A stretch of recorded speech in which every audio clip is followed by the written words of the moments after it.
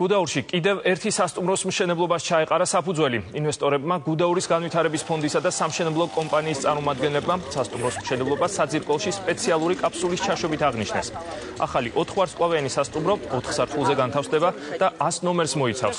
ამჟამად მშენებლობაზე 60 ადგილობრივი და მიწვეული სპეციალისტი მუშაობს. სასტუმროს კომპანიამ რედკო აშენებს.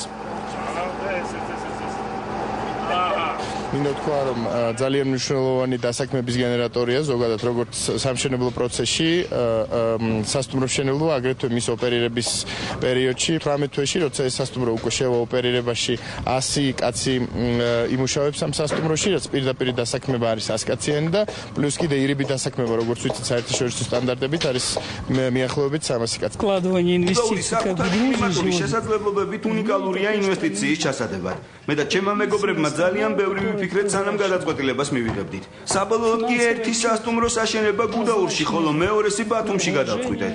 გუდაური აპარტ ჰოტელი იქნება ერთ-ერთი საუკეთესო სასტუმრო დამსვენებლებისთვის.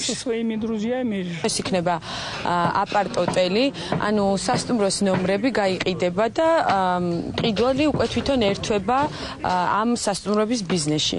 ეს ნიშნავს იმას, რომ არის ჩვეულებრივად სასტუმროს ბინის მეპატრონე, მაგრამ როდესაც უკვე თვითონ არ იქნება ადგილზე, ოპერატორს ჩააბარებს და ჩვეულებრივად როგორც სასტუმროს ნომრები შეიძლება ისე გაქირავდეს.